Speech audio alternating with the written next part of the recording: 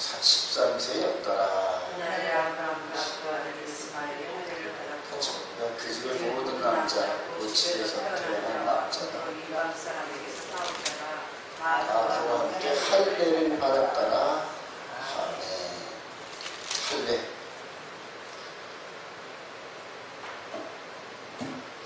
창세기 17장은 할례장입니다. 할례.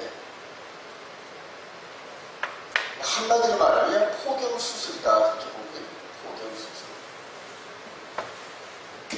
근데 이제 이 할례를 통하여서 하나님께서 아주 신비의 이런 그 영역이 있는 그런 부분을 이제 계시하셨어요. 나중에 이것이 예수 그리스도의 십자가의 죽으심과 장사된과 이제 부활로 이 앞에 보면 이 할례는 예수 그리스도 예수와의 죽으심, 장사되신 그다음에 부활로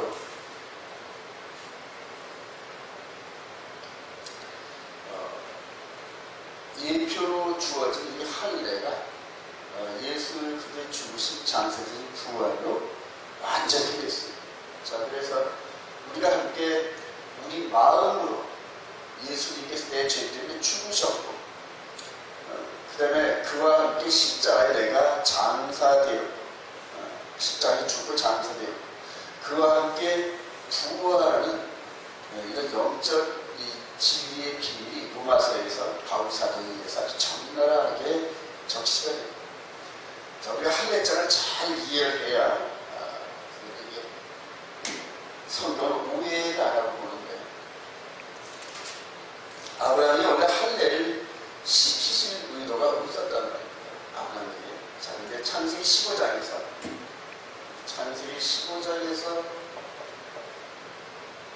내 후손이 하늘의 별과 같이 많을 거야 하고 약속했단 말이에요. 아멘. 믿었습니다. 의로워졌습니다. 의롭다 칭함을 받았습니다. 자, 이후로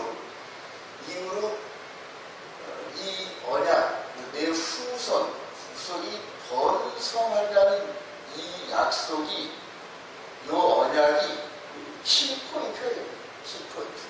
그래서 우리 어제 함께 공부했지만 창세기 16장에서 아내 사라의 독촉과 제촉이 못 이겨가지고 하갈을 통하여서 이스마엘을 얻었습니다. 나중에 이 이스마엘은 육신의 아들로 이렇게 얘기하고 후에 약속의 아들을 얻은 이 이삭을 이제 약속의 아들, 언약의 아들 이렇게 표현합니다. 자, 그래서 우리가 하나님의 말씀을, 하나님의 이 언약에 대한 이 말씀을 믿으면 약속의 아들을 얻고, 즉 예수 그리스도라는 장차 나타난 이 예수 그리스도를 통하여 영생이 열립니다. 자, 그런데 이 약속을 불신을 하면 불신하면 무슨 생각이 들어가죠? 우리 생각이 들어간다는 거예요. 우리 인간적인 생각이 들어가면은 무슨 열매를 맺는다? 하나를 통하여서 이스마엘이라는 육신의 아들, 그리고 이 육신의 생각은 사망이요. 저번에 로마서에서 바울 사도에서 들어본 얘기들이죠. 그래서 언약을 믿으면은, 약속을 믿으면 영생에 이르는 기도가, 그 다음에 언약을 불신하면은 사망의 열매를 얻는다. 자, 이런 논리 가운데서 아브라함이 아무리 아내 사례가 꼬집고 바가지를 긁어도 굳게 믿었다면 하나님의 약속의 아들이 이삭이 반드시 얻어지는데, 이 중간에서 성급하고 불신하고 이래가지고 이 육신의 아들을 얻었다. 자, 그래서 육신의 아들인 이스마엘을 얻은 때가 86세. 86세인데 하나님이 기뻐하셨을까요? 안 하셨을까요? 기뻐하지 않으십니다. 그래서 17장에 1절에 보니까 아브라함이 99세 때에 여호와께서 아브라함에게 나타나사. 99세. 자, 아들을 얻었을 때가 몇 세다? 86세였는데 하나님께서 99세 때에 나타나셨어요. 아브라함이 99세에 나타났어요. 그럼 몇 년 동안? 13년 동안을 이 성경에서는 하나님과 대화가 끊어졌다. 영적 관계가 끊어졌다. 이게 암시합니다. 그리고 나타나서 하신 말씀이 17장 1절에 이르시되 나는 전능한 하나님이라 엘샤다이. 그래서 너는 내 앞에서 행하여 완전하라. 이것이 칭찬일까요? 책망일까요? 책망이라. 그러니까 이 인간적인 세계에 의해서 육신의 아들인 이스마엘을 얻고 13년 동안을 이 아들을 의지했던 이 아브라함에게 그날 책망을 합니다. 자, 결론적으로는 하나님께서 약속의 아들이신 우리가 장차 나타나는 이 예수 그리스도를 알죠. 이분을 통하여서 천하 만민을 아브라함에게 약속하고 그 약속의 후손으로, 즉 아브라함의 후손으로 이 예수와를 오게 하시고 천하 만민을 구원하게 하시려니 이 계획과 이 언약, 이 사이에 누가 끼어들었다? 마귀가 끼어들었다. 마귀가 끼어들고 그 마귀의 매개체 역할을 하는 사람이 살아야 된다. 자, 그래서 하나님의 계획이 사람을 말미암아 깨어진 듯한 그런 느낌을 나는 13년 동안 이렇게 받은 이런 과정들인데, 자, 그러나 하나님의 계획은 한 번 하신 언약은 영원히 불변하거나 불가능한 법이 없습니다. 반드시. 그래서 아브라함의 불신을 통하여서도 이삭을 향하신 하나님의 약속은 계속적으로 운행중이라고. 그래서 13년에 만에 나타나가지고 아브라함을 크게 또 완전해. 왜 믿지 못하느냐? 나는 전능한 하나님이야. 이런 식으로 해서 꾸짖는. 자, 여기에서 불신의 대가가 있다면 불신. 즉 하나님의 언약을 불신하면 그게 죄입니다. 그게 죄. 마르티아에서 하마르티아라 해가지고 하나님의 퍼펙트한 말씀을 믿지 못하면 그게 죄인데, 죄의 싹은 뭐다? 사망이랍니다. 자, 그럼 여기서 아브라함이 사망에 준하는 처벌을 받아야 될까요? 안 해야 될까요? 당연히 받아야죠. 당연히 받아요.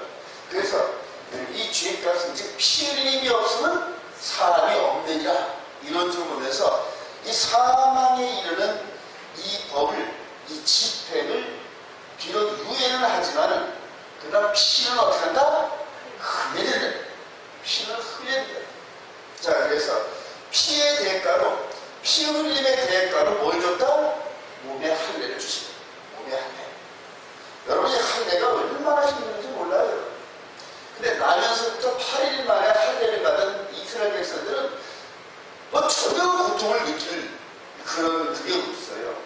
근데 이제 이방인들은 20세나 30세나 40세 이런 식으로 장수한 상태에서 아브라함이 울타리로 들어오기 위해서 할례를 받으면 그건 너무너무 힘들어요.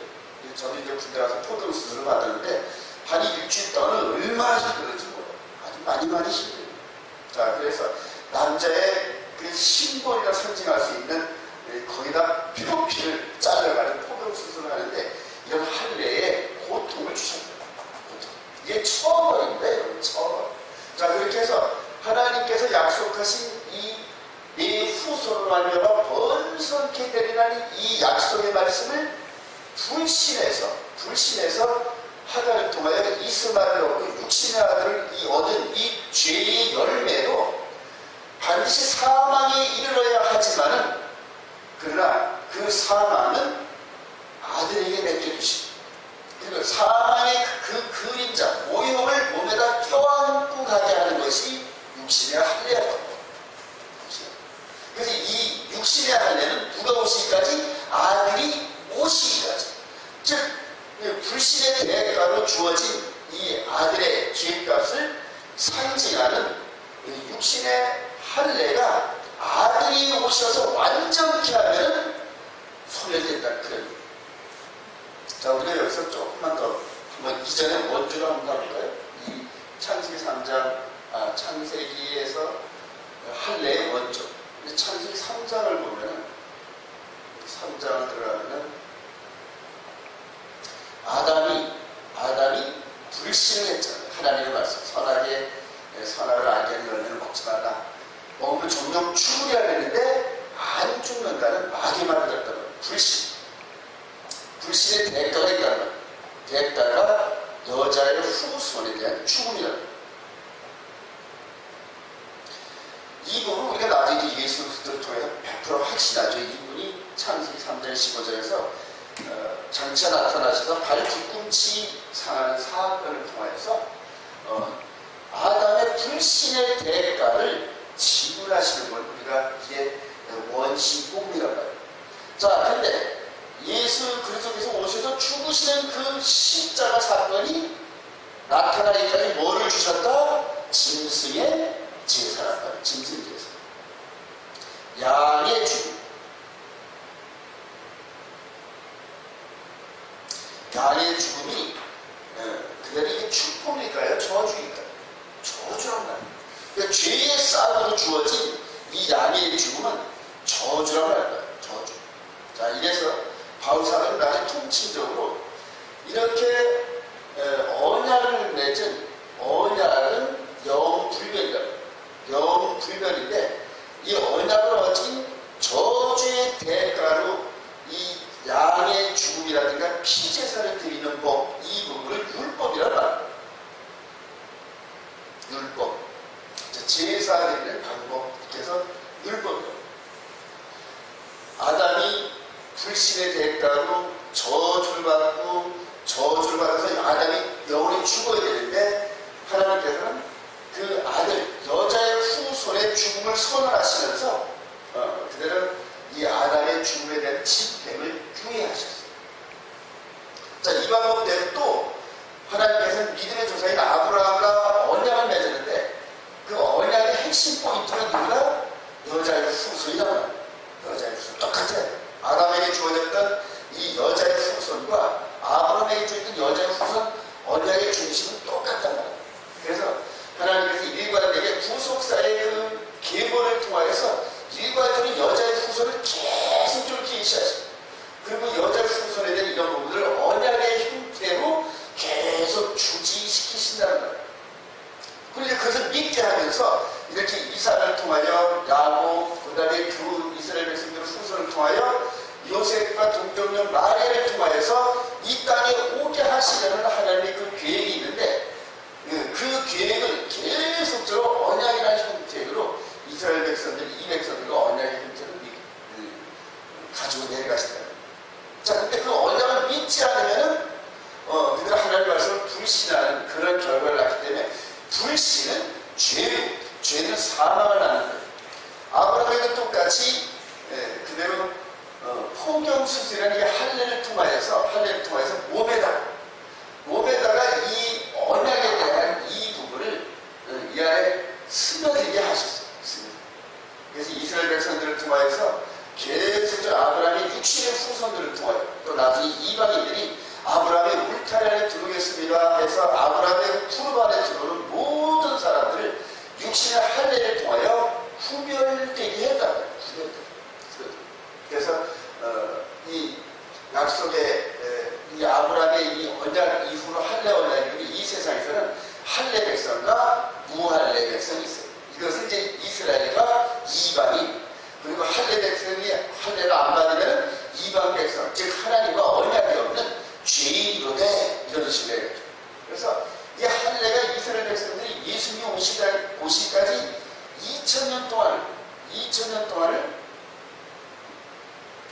그대로 이스라엘 백성들의 상징으로 주어졌는데 이거를 굉장히 불안하게 했어요. 자기는 단지 8일 만에 자연스럽게 할례를 받아가지고 고통이 전혀 없는데 이것을 어디다 놓든지 이렇게 해가지고 남들과 비교할 때 하나님의 언약 백성으로서 자랑을 했는데 이방 백성들은 그렇지 못하거든요. 자, 할례를 통하여 이 안에 들어와야 되는데 꺼려지는 거래가지고 아유 나 안 들어가면 안 들어갔지 할례까지 갖고 들어갈 필요가 뭐 있나? 이런 식으로 해가지고 이스라엘과 이방인을 구분짓는 경계의 선으로 나타납니다. 자, 근데 여기서 할례에 대한 이런 부분들은 우리보다 뛰어난 그 누군가에 의해서 이제 재해석이 된다는 거예요. 자, 우리 로마서를 한번 가보십시오.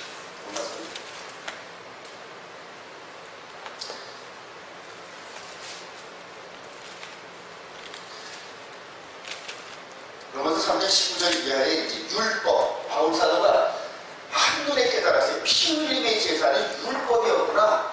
즉 언약을 잘 지켰더라면 나타날 필요가 없는 이 율법에 대해서 이제 설명하고 있는 거예요. 로마서 3장 19절 우리가 알려면 우리 율법이 말하는 바는 율법 아래 있는 자들에게 말하는 것이니.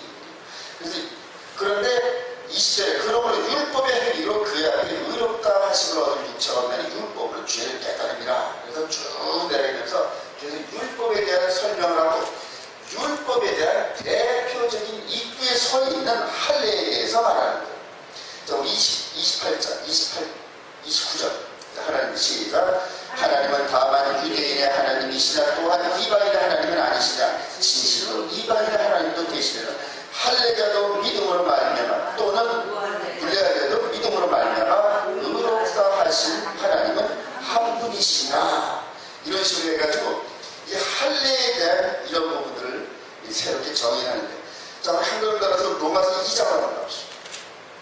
할례를 건드려 이스라엘 백성들의 할례를 얼마나 크게 여기는지. 자, 우리 28장 무릇 시작. 무릇 표면적 유대인이 아니요 표면적 육신의 할례가 아니라 오직 이면적 유대인이 유대이며 할례는 마음의 할지니 영이 있고 율법적으로 있지 않을 것이라. 그 칭찬이 사람에게서가 아니요 다만 하나님에게서니라.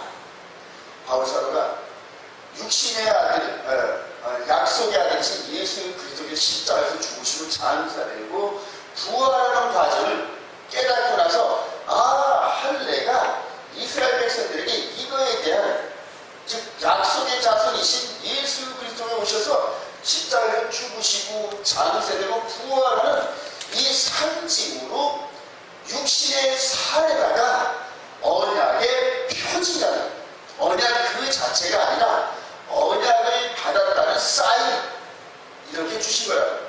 자, 우리가 보통 약혼을 하면은 뭘 깁니까? 약혼 반지. 네, 그래서 약혼 반지는 딴 사람들에게 알려주기 위한 거랍니다. 나 약혼한 사이야, 나 임자 있어, 나한테 찝쩍거리지 마, 이런 표시로 약혼 반지를 끼고 다닌다는 거예요. 그 약혼 반지가 근데 만약에 파혼이 되면 어떻게 됩니까? 그 약혼 반지의 효력이 상실돼버려요. 자, 그리고 결혼을 하고 나면은 완전하게 이제 그대로 그 남자에게 예속되어지는 이런 과정인데, 할례는 이분이 오셔서 할례의 원 의미를 완전히 드러냈을 때까지 한시적이었다. 한시적.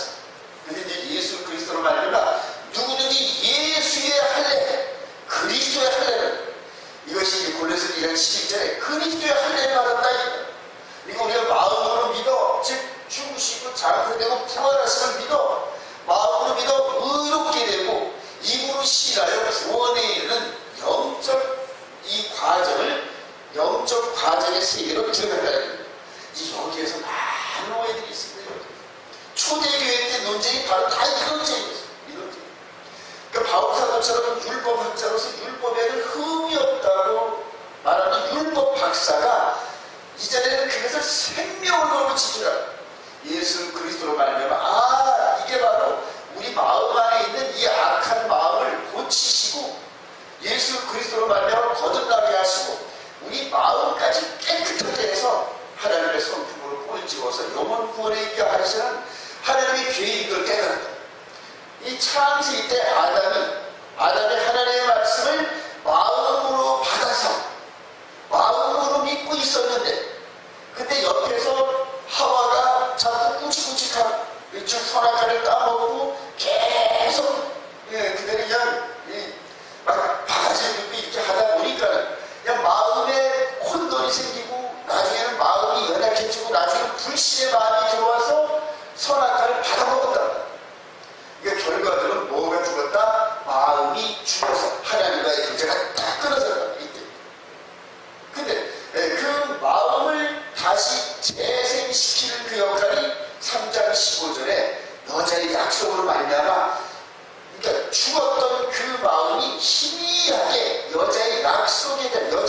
된 약속을 말미암아 희미하게 그 마음이 영이 돼요. 그리고 그 다음부터 육신의 생각이 왕성해지면서 이 민주가 점점 더 악한 모습을 끌려갔던 거예요. 그런 여정이 아브라함에게 있었고 똑같습니다. 그래서 결론으로 볼 때 바로 이 보이는 육신의 할례는 이 언약, 예수 그리스도에 대한 이 약속의 언약에 대한 표시로 준 거예요. 표시. 그리고 이 표시에 대한 원형이 오시면은 이 문제가 해결되고 나면은 모델하우스를 헐어버리듯이 이제는 할례에 대한 언약의 효력이 해졌다. 그리고 이제 멋지게 마음의 할례 있어요. 즉 육신의 할례, 우리 사람들의 육신의 할례 정도는 게임이 안 되는 정도로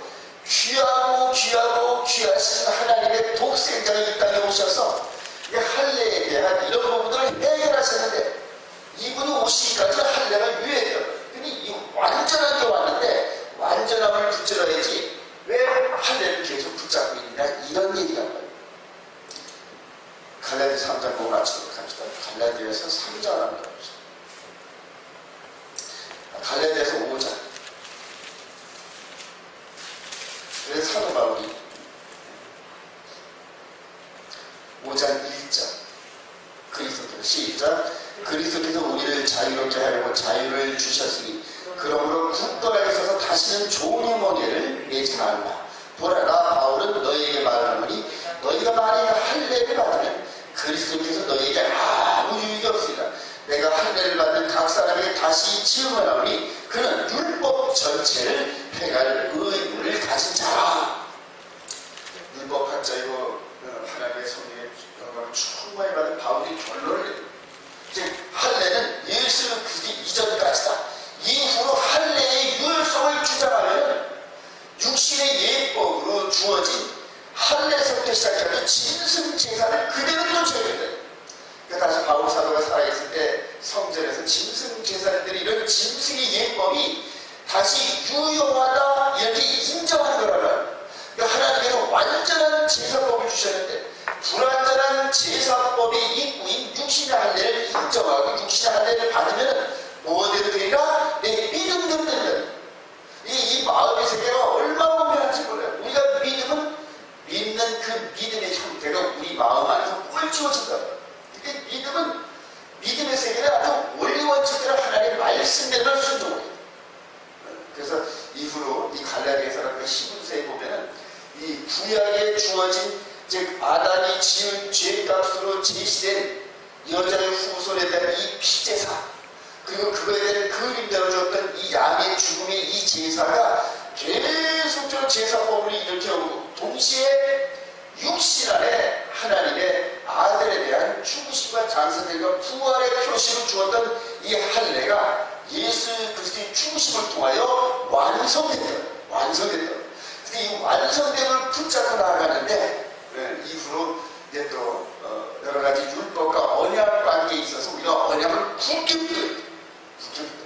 그래서 율법을 더욱더 굳게 세운다는 것은 언약을 더욱더 굳게 세우고, 그 언약을 불신했을 때 우리 영의 죽음에 대한 이런 부분들을 율법 체제인 예수 그리스도의 피 흘림을 통해서 완벽하게 세운다. 그래서 율법을 완전하게 세웠다. 그리고 구약의 불완전한 그 예법인 율법을 폐하시고 이제는 완전함을 다시 세우시고, 그래서 히브리서에서는 첫 것은 헐어버리시고 둘째 것을 세우시는 이런 완벽한 믿음의 세계 안에 저희들이 지금 진행되고 있다는 사실을 여러분 믿으시기 바랍니다. 그래서 이 믿음 안에는 요만한 누룩이 들어도 안 돼요. 그래서 만약에 육신의 할례를 우리가 마음으로 인정하면 그 다음부터는 누룩의 생각이 들어와서 짐승제사도 드리게 되고, 그다음에 제3성전도 맞게 되고, 제3성전을 드리자니 희생제사도 드리지. 희생제사를 드리려면 레위지파가 있어야 되고, 레위지파 안에 뭐가 있어야 된다? 대제사장이 있어야 되고, 이런 식으로 하면서 하나님께서 헐어버리시다보다 다시 세우는 엄청난 물을 보면, 그리고 끝자락에는 뭔 열매를 맺는다? 육신의 불신의 열매를 맺어 사망에 이르는데, 거기 앞으로 장차 제3성전에서 세워질 그곳에서 적그리스도가 땅 하고 나타나더니 내가 하나님이었어, 내가 메시아여, 이런 식으로 역사적으로 등장할 때 그때 희생자들을 드리면서 그 잘못된 예배와 잘못된 제사를 드리던 그들이 와 우리의 메시아가 이렇게 받아들인 그 순간에 재림하시는 공중에서 재림하시는 진짜 메시아가 즉 두 번째 오실 그분께서 이 첫 번째 그대로 지금 이 성전에서 내가 메시아라고 하는 그 가짜를 그냥 쳐오시는 이런 장면이 바로 이 사도들의 관점입니다. 육신의 할례 이런 부분들 흔들지 마시기 바랍니다. 그리고 짐승피사 이런 부분들은 예수 그리스도로 말하면 완전 기대는 것을 믿으시면서 오염없는 우리의 영적 그 예를 통하여 하나님께 영광을 조회하는 것이 주님의 이름으로 축원드립니다. 기도하십시다.